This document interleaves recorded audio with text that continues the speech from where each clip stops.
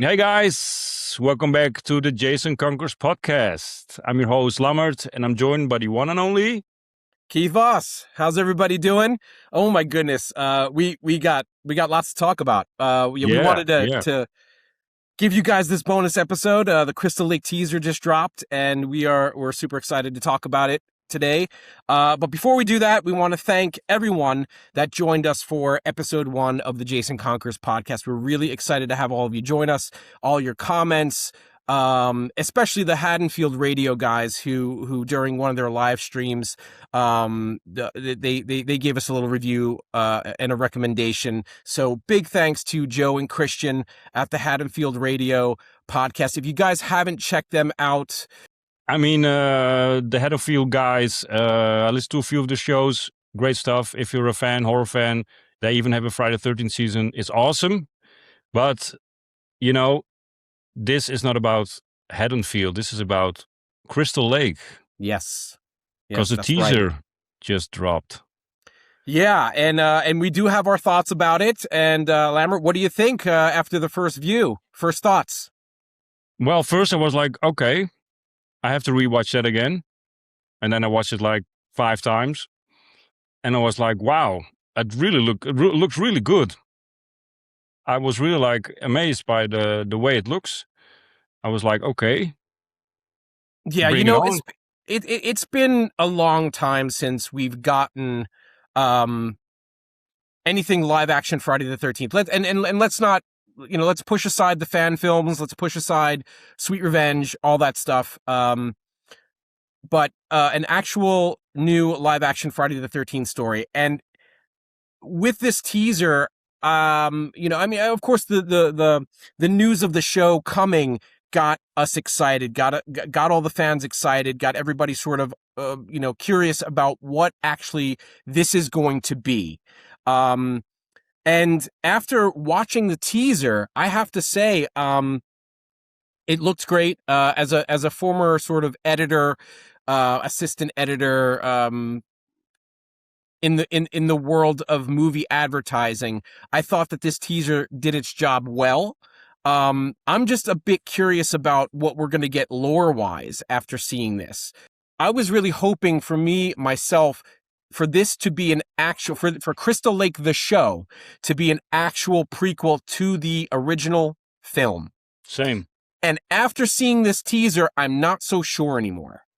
No. That is going to connect to the first film, I mean, actually, like, be an actual prequel, or now it's going to be its own thing, maybe even the start of some type of new franchise. Maybe, how about it could be even the beginning of the Jason universe, Jason? It's definitely a reset. Because I was also hoping it would be like a proper precursor to the original movie. So Yeah. playing in the 50s, once they broke the news, and it was also going to be in the 70s. So I was already like, okay, but Camp Crystal Lake closed for. I mean, they had the 2 councils murdered, then they had the bad water, then they had a fire. So it was closed during the 70s. So I was like, okay, it's interesting what they're going to do with it. But now I've read that it's actually Jason's drowning is actually happening in the 70s. The first murders happened in the 70s. So it's basically not just a prequel, but it's basically like a reboot of the whole thing. Yeah, it seems that the lore is changing a bit. I do feel like when I watched this teaser, it felt like Friday the 13th. Like all of the ingredients were there. The camp setting, the forest cinematography. And again, like I said, with my first reaction to this teaser was excitement. And Yeah, I am really excited about it. And we are getting all 8 episodes at once, which is kind of cool. There's going to be a lot of binge watching going on. Yeah, I'm gonna be watching the whole thing in one go. I mean, I'll be loaded up with some good food and a lot of drinks, and have a good time with it. Maybe catch a few small breaks, but I'll definitely have to watch it in one go. So how did you feel? Like, were you disappointed to know that they're changing the lore a little bit? Don't get me wrong, I'm still excited. I'm still looking forward to watching the show. Like I said, I'm probably gonna binge watch it in one go. but that it's not like a real prequel to the original movie, that made me feel a little disappointed. Yeah. Hmm. So I was like, okay, this is going to be its own thing. It's going to take the lore and then maybe, like you said, create a whole new universe, a Jason universe. Yeah, I think that's where this is going, to be honest. Again, old school fan here. I am a little sad that that is sort of what's happening, but on the other hand, if that if that means that, it's the start of a whole new, generation of Jason fans, Friday the 13th fans, getting Jason back into, again, I mentioned it last episode, getting Jason back into the zeitgeist, and this is the origin story of that, then so be it. I mean, I'm here for anything Friday the 13th.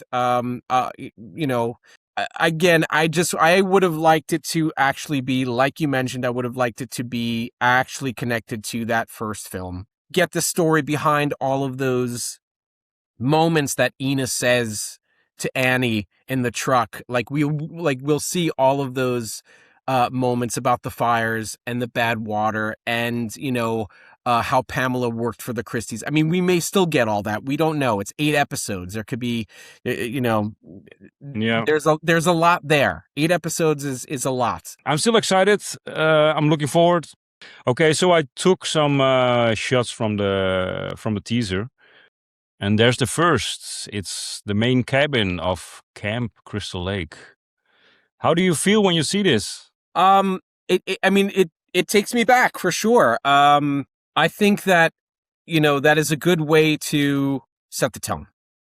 Cabin and the surrounding woods and stuff like that. I think this is a good way, especially with the kids singing over that. I mean, come on, when is kids singing in a horror trailer, teaser film not creepy? Come on, it's always Yeah, yeah, creepy. I mean, even though it's supposed to be like a joyous song at camp to have fun, it still sounds creepy. We know we know what's coming. And yeah, no, when I see that, it does set the mood for me. It's like, okay, we're back at camp. We're back, and not only yeah, at camp, we're back at Crystal Lake. yeah. And the singing reminded me of Yeah. Welcome to Derry. They also have the theme song or the introduction. It sounds similar. I mean, maybe they use the same voice, but it sounded in a way. After watching it a couple, I was like, hey, it reminds me of something. And I was like, I okay, mean, it's the Pennywise same thing. showrunner, right? Brett Calick Same showrunner. singing. Yeah, Same. yeah, So I mean, but yeah, the thing is, the Pennywise show, Welcome to Derry, is directly connected to those movies. So I think that's what gave me the hope of, okay, this is going to be directly connected to the Paramount, yeah, yeah, yeah, yeah. the Paramount Friday the 13th film. So yeah, Yeah, and the producer is also a fan. I mean, I read yes, he is. some of his interviews. I also listened to him talk on another podcast with a guy called Jason Silo, who has very interesting stuff. Not really about horror, but all kinds of things. And they were talking about one of my favorite Charles Bronson movies, 10 to Midnight. It was a great discussion with Brad Caleb Kane and the host Jason Silo. So yeah, check that out.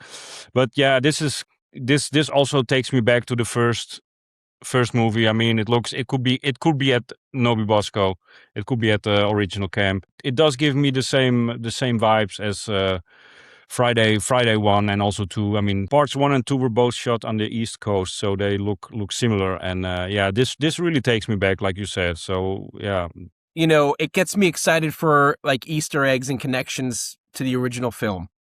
Right? What are we going to see? I mean, of course, we see that one street in Blairstown. We're going to be. What else are we going to see? That's connected to that first movie.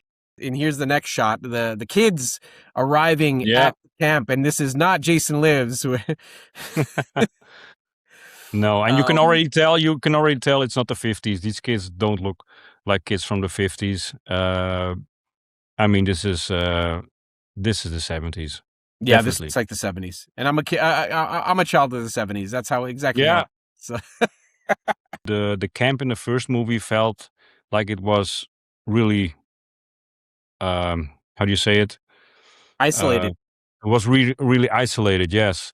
So, and some of the later movies also didn't get me that vibe, but also this, when you see the camp full, because I'm used to seeing Camp Crystal Lake without kids. I mean, besides Jason Lives, of course, but the first one, you feel the isolation. I mean, But But it yeah, also that's puts a little bit of an element of danger there, right? I mean, that was yeah, how that's what Jason Lives did. Is that wow? There's finally kids, and Jason's yeah, out there. yeah, So now we have a bunch of kids at camp, and it seems like Pamela isn't going to be doing too well after Jason drowns, and we don't know what the consequences are exactly going to be from that. I mean, is she going to take her revenge on some kids as well? We just don't know.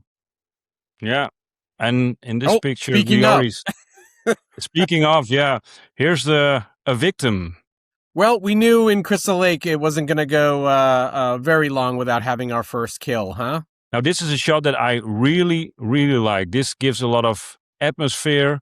I mean, it's still, it's daytime, like the start of the original Friday, but there's Pamela standing, looking at the lake, Alone, probably alone. sad, isolated, feeling isolated. She has nothing left. Jason's gone.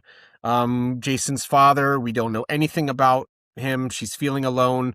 There's a reflection in the water. It is beautifully shot. She's standing on the dock. Look at the beach. I mean, there's been a party there. Yes, exactly. She's wearing a blue sweater, a knitted blue sweater. Interesting. Interesting, yeah. And there it is. There it is. Yeah, And longer hair than when we see her later on when she's looking at baby Jason in the nursery. That's a bit more of a 50s, maybe 60s hairstyle, I would say, that she yeah, has in that yeah, shot. But here, yeah, this is looking very 70s. Police officer standing in the background, the grief on her face. I mean, again, and Linda Cardellini I think she's going to kill it as Pamela. I really do. No pun intended. She's going to kill it. yeah. She's a great actress, I must say. I watched a show that she did recently, forgot her name, but she played very well. And yeah, she's also a very gorgeous looking woman. Yeah, And I think she's beautiful. she has a huge acting range. Yes, So absolutely. that she's playing Pamela Voorhees. I agree. I think she's going to be very convincing as Pamela. I think like Yeah, the way her range is, what she can deliver for everything that I've seen her do in the past. I yeah. think she's going to be able to really convince us that she is Pamela Voorhees.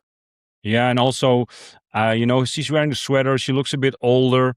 There's a cop standing there, which is also one of the main characters. If I'm guessing, this is probably not right after Jason's drowned. This is probably like years later or a while later when she's just at the lake again, looking, and the cop is probably talking to her about, let it go, Whatever's or going on in Crystal Lake yeah. right now. So or she's like, hey, is the camp opening again, or you need to close the camp, whatever. So there's probably Or something like that. maybe the camp's already closed. Yeah, And could also she's be there, there. and the cop is saying, "Hey, what are you doing here? You're not allowed to be here," kind of thing. Like, who knows? Who knows? Who knows? Yeah, yeah. I mean, that's nice to theorize about these things. I mean, it's a 30-second trailer, and look at us talking about it. I mean, that's how hardcore we are. We're Yes. like Star Wars fans. Well, we're not that bad. Hey, no, No, no, no, no, no. no. I do think that that's the point of the teaser. Again, I was in that business for a long time, and Yeah. it's designed to just make us talk and make us think and make us theorize and just get excited for what we're gonna see. And that shot is a beautiful one. So here's the next one. It's another campfire tale. I mean, you can't have a Friday the 13th film, story, TV show without a proper campfire tale, right? Yeah, I mean, Friday 2 was reused in part 4. But I mean, it comes back in the remake, obviously. So I think it's always adds a certain atmosphere to have the tale, the people be like, ooh. Or, Certainly. also in part 8, the boy drowned. None of the counselors know what happened. Then his mother took revenge. Exactly. And what I do think is interesting is that they're actually talking about a curse on Crystal Lake, that there's a curse. So are we going to get some supernatural elements in this show? I think that's also gotten me quite curious. Like when you hear things about a curse, a death curse on Crystal Lake, are we going to see elements of that? being brought up. Is Pamela going to be so desperate that she's going to turn to some type of dark arts to bring her little boy back however she can? And maybe it doesn't work, or maybe it works not exactly how she hopes, which is basically what we got explained to us more or less in Jason Goes to Hell. And so I'm very curious about what exactly they mean here by Crystal Lake being cursed. I mean, anything goes at this point. They could be talking about anything. Why is it cursed? Is it because people are dying? Is it because strange things are happening? Are they seeing strange things? I mean, Crystal Lake, as we know, as the movies progress, we are seeing more and more supernatural things happening there. Tina Shepard, Yeah. Rennie, all of these things are more supernatural than they were in the earlier films. We were just getting more or less slasher Jason, and then Yeah. it kind of evolves.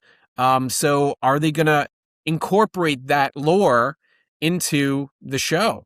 Like I said, it sets a certain atmosphere, and here these people talk. What do they know? What do they think? A death curse. I always love it when one of the characters says death curse. Always reminds me, of course, of the great, great Crazy Ralph, who will also be back in the show, which is amazing. Yeah, let's see. There's Pamela. Yeah, and in her desperation to save him, she jumps into the lake. What a Yeah, great shot. so much emotion. Also, you can feel the grief. Like she's looking for him. He's not there. Did they find the body? That's also going to be interesting because, Yeah, you I'm and one I of have those. talked about this many times. There's two different, let's say, camps.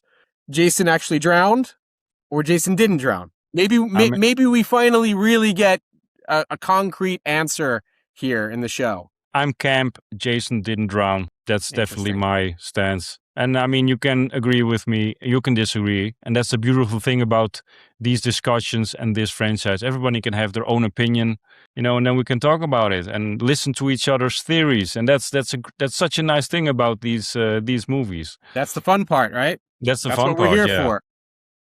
Barry and Claudette. So the There first you go. victims in the original Friday the 13th. Will they be the first victims in Crystal Lake, the TV show? I I do think that think it's gonna. I think they are going to be responsible as they were in the original film, but that revenge is going to come slowly. I think Yeah, and maybe we also finally see Claudette's death, before it gets which faded up to white. yeah, and that's also an interesting thing. There's a lot of pictures online, and even on one of the lobby cards from I think in Europe somewhere, that they used a still of Claudette with a machete in her throat. Mm-hmm. But that was not shot. They didn't shoot that. It was just a test. They tried some things. So no, that was not filmed. It's not a deleted scene or anything. But they were pictures taken by the set photographer or whoever was responsible for the publicity photos. Yeah, exactly. So they Advertising were used by posters. Paramount or Yeah. Warner Brothers for the promotion. Oh, Annie. Annie, yeah, But you know what really sticks out for me as far as this being Annie is the shirt. I the think the shirt shirt, has yeah, very, very similar. I mean, it's not the exact same shirt. The colors are similar. If you go and back she's and running. watch the original, you're going to see, I mean, a similar color pattern on the shirts. And Yeah, that's what tells me that is Annie. it's either a reference or they're gonna maybe do it in a similar way that the Pamela Tales comic book did. Read that. It's amazing. Yeah, I read the comic also, and well, I didn't like every element. The way the story was told, the whole narrative of the story was just great, excellent. Yeah, it's also really the first time we got a backstory on Pamela. Yeah, yeah. And we also see Elias, and we, they're, I mean, just being told from Pamela's point of view, and spoiler alert, if you haven't read the comic series, she's speaking to a dead Annie in the Jeep, which is just chilling. Yeah. Um, It's a great 2-issue series. Pick it up. I'm wondering if they're gonna use any of those elements in the show as well. Who knows? But this also tells me, seeing Annie, are we going to also have breaks in time from episode to episode? Are we going to have like 2 episodes that take place in the 50s, 2 episode or the 60s, 2 episodes that take place in the 70s, and then maybe finish the first season like Bates Motel did, finish the whole series and have like a rough retelling of the original film? Because if we're seeing Annie running around, anything goes now. And there's Claudette. It looks like from that same perspective. Yeah, and there was a picture released a couple of months back where we see the legs of the, of the counts who get killed, Barry and Claudette, and that's shot in a similar fashion as the first Friday. So that scene is gonna probably be the same, and this is probably gonna be right before the credits roll of the original movie. That's what it looks like. It's a close up. There are boxes standing around. Yeah, right. Exactly. I was going to say the same thing. It looks like it's like some type of storage area, which is where, of course, they're killed in the original film. Ooh, there's Pamela looking pretty dark. She looks pretty insane already here, I think. She has like insane, like, don't mess with her. Don't mess with this woman. No, and don't mess with her kid. But don't mess with her kid. No. She's convincing me more and more with these still shots. I mean, when I'm watching the teaser, staring at her for a little longer in these still shots is really convincing. Yeah, she looks pretty intimidating. If you come across her in the woods like this, you better run. And she's not even wearing a hockey mask. She looks amazing. Yeah, she really does. She really does. Oh, and weapon of choice, like her little boy. Or does her little boy have the weapon of choice like his mom? Yeah. Or is it Roy? I see the little blue. I mean, he is getting his hands dirty, or whoever that is has their hands dirty. Right? Yeah. Maybe he's making a cameo. Roy Burns, episode 5 special. Oh man, that would be such a no pun intended, but a deep cut, right, for the fans. Get Roy in there. Wouldn't it be fun if there would be like a flashback scene with Pamela being in a mental hospital or getting some help because of her loss of Jason, and then she's at this place called Pinehurst. That would be great. Yeah, that would be great. Yeah. Again, some pretty deep cuts for the fans, some nice Easter eggs. Again, I'm hoping to see some Easter eggs here. Stuff like that. That would be really great. Even a passing mention of Pinehurst. Pamela, maybe you should check out these places for help. Pinehurst, I don't know, whatever. Stuff like that. Pamela or Jason or somebody defending themselves. Maybe it's Alice. I mean, look, again, anything goes. If we're seeing Annie, that means we could also be seeing Alice. We know we're going to see the Christies. We know we're going to see Steve Christie. We're going to see someone named Kay Christie. So I'm really curious about all this. Oh, look at this cute little boy. I think one of the most talked about stills. We got Pamela sporting a different hairstyle here, and we have baby Jason. Probably the first time we have ever seen Jason this young, right? Yeah. At least from my memory. The haircut is definitely she's definitely a younger Pamela. Yeah, this is an interesting shot. Like you said, a young Jason, a baby Jason. I mean, what's he going to look like? Are they going to show him? Are they going to show? I mean, if they can just keep it like a mystery what baby Jason looks like, or are they going to show him what he looks like? And the look on her face, I think she's confused at first, but later, we all know what happens. And you never want to get in between a mother's love for their child, no matter what. She in the original film, what she says about Jason when she's speaking to Alice, my only child, clearly loves him, cares for him, so I think all of these emotions, like you could see all of these emotions on Pamela's face here. So I think this is a very powerful shot. And again, this frames everything to come. a mother's love for her son. This is also my favorite, and the one where Pamela's standing at the lake. Yeah, Those two I are my agree. favorite Yeah. favorite shots. So here we got another very interesting one. May 13th. Well, honestly, I don't think I like it. I don't think I like that change. I don't know. There's something about that detail, that specific detail. I don't know. June 13th is burned into my mind. That's Jason's birthday. And I mean, why change that? Why does that need to be changed? I don't get it. So if there's a specific reason, maybe it isn't his birthday. Maybe it's just, Yeah. For me, I mostly agree with you there.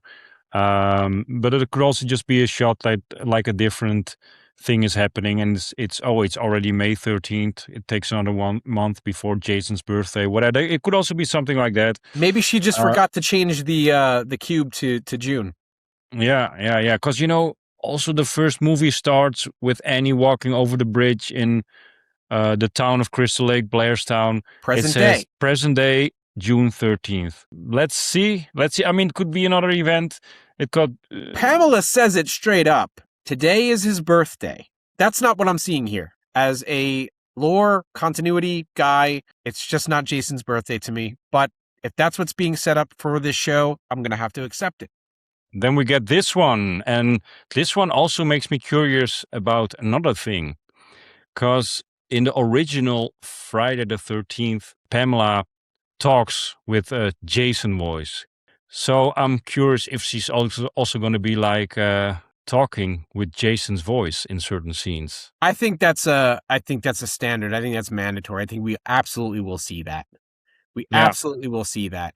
But Covered in Blood is I mean, pretty chilling stuff here. Yeah, and it's it could be a hospital or something like that, or Hospital, yeah, exactly. yeah, and she's wearing a something like it looks like almost like a 70s dress or something probably. So yeah, who knows? I mean, she looks. It reminds me also of Carrie, the original Carrie, and also the look in her eyes. A little sad. I mean, the same sort of look in her eyes that she has when she's looking at baby Jason as well. Yeah, interesting. And then we get one final shot of the lake with the original font, the Friday 13th font.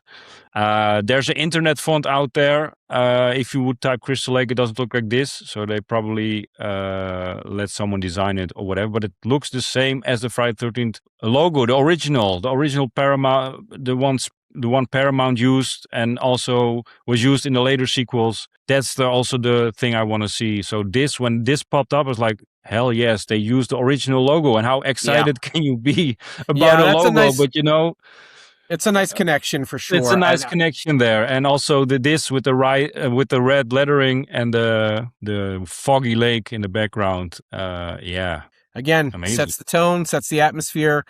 Something we talked about last episode. Something very important to us as Friday the 13th fans. Have the proper tone, proper atmosphere, and I think from what I'm seeing so far, that's what this teaser has done. It has set up a proper tone, atmosphere. It's got me excited for the show. Let's get your thoughts. Thumbs up, thumbs down on this teaser. What do you think? Oh, definitely thumbs up. Definitely, yeah. Thumbs up for me too. I agree. I think it's done everything it's supposed to as a teaser, like I mentioned before. It felt like Friday the 13th. All the familiar beats were there. I'm looking forward to a full trailer. But just again, as we mentioned before, the fact that Peacock is dropping all 8 of these episodes at once is really exciting to me. Or what's something that you hope that the series avoids doing? Jason's father. You don't want to see Jason's father at all? No. I mean, a lot of people want to see Elias Voorhees. I think he should remain like a mystery, or maybe it was like a one-night stand. Please don't introduce his father. Leave it with Pamela. I know that a lot of people want to talk about that and see that stuff. I never had interest in knowing about Jason's father. His mom was the main caretaker for him. Yeah. The main parent. Yeah. And I'm just not interested in that story. And I'm also, I like things to be mysterious. I like, Yes. not everything has to be explained. That's I mean, it's also possible that they just touch on it. It's a throwaway thing. Maybe we just get the name like we got in Jason Goes to Hell. Maybe we just get the name. I think I agree with you there. I think that if there's one thing that I hope that this series avoids, it's Jason's father reveal. And I do hope it avoids, for the most part, maybe the lore introduced in Jason Goes to Hell. I mean, I kind of, in a way, I'm kind of rooting for some type of supernatural, maybe connection, Necronomicon kind of thing. I'm kind of like, oh, that would be cool. But in a way, I hope it's just its own contained story. Yeah. Boy drowns, mother's grief. Really keep it grounded, keep it simple. But I don't think I'd be disappointed if suddenly, we see some type of ritual going on at the end of episode 8 with the Necronomicon to try to resurrect Jason. I think I'd be cool with that. I mean, that's also so nice to talk about. This is another point that we have a whole different view on.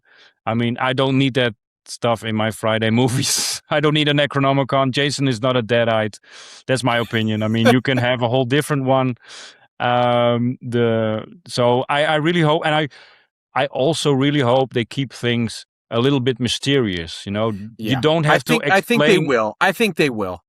Please keep certain things mysterious. The music. I mean, we haven't talked that Harry is doing part of the music, or I'm not sure if he's doing the whole score, but he's doing music for the TV show. That's very exciting. And because, again, part of the atmosphere, I do feel that Harry Manfredini's music is the oxygen or the fog that envelops Crystal Lake, if you will. If we don't have that, it's just not as, I don't know. It just isn't the same. Just isn't the same. Yeah, fingers crossed. But we are both very excited. We also hope you're excited. I mean, you might have a whole different opinion than ours. If you do, let us know in the comments. We'd love to hear from everybody. Let us know what you thought of this teaser and what you'd like to see, and whether this did it for you or it didn't do it for you. We are very curious. It's something that we'll bring up and talk about in further episodes. And that's another great way to end this episode, I think. Yeah, we are really glad you could join us for this just this quick sort of look, breakdown, analysis, discussion on the Crystal Lake teaser. We're very excited here at Jason Conquers to get more. And when we do get more, you could be sure that we're going to talk about it. We're going to discuss it. And don't forget, Jason's out there.